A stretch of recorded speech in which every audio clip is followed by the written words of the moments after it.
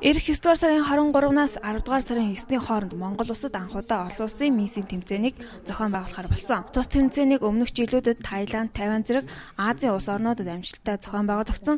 Тэмцээнд Дани, Мексик, Аргентин улсын гомбоскочууд тэргуун барийн шагналыг хүртсэн түүхтэй. Энэ жилийн 5 дахь удаагийн тэмцээнд оролцохоор дэлхийн өнцөг булан бүрээс 60 гаруй орны миссүүд Монгол улсад хүрэлцэн иржээ. Энэ олон улсын тэмцээнийг Монгол улсад зохион байгуулж байгаа нь сайшаалтай хэрэг. Би Face of Beat International тэмцээний ерөнхийлөгчийн хувьд 2016 онд энэ тэмцээнийг Монгол улсад зохион байгуулагдах болсонд баяртай байна. Гой бүсгүй тэмцээн нь entertainment show гэхээсээ илүүтэй зохион байгуулагч орны нийгмийн салбар бүрт өрөөгөөж авчирдаг тул дэлхийн улс орнууд энэ эрхийн төлөө өрсөлдөгөө.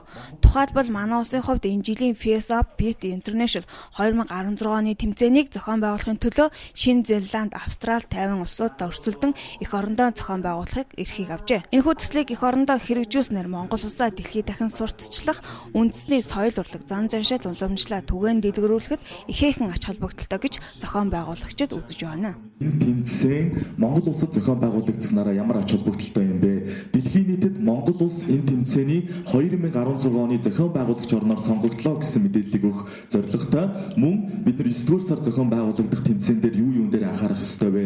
Бэлтгэл ажил ер нь ямархуу төвшөнд явж гэнэ вэ гэдгийг одоо шалгах ийм одоо үндсэн зорилгоудтайгаар манай өнөөдөр 4 зочин Монгол улсад ирээд байгааг дуулахад баяртай байна. Дээрээс нь дэлхийн нийтэд Монгол улсыг таниулах маш том промошн арга хэмжээ гэж бол ойлгож болно. Одоо 2016 онд Монгол улс олон улсын чанартай, шин чанартай уралдаан, тэмцээн, хуралж, хуулганыг бол одоо зохион байгуулж байгаагаараа илүү их онцлогтой гэж бол ойлгож бас болно.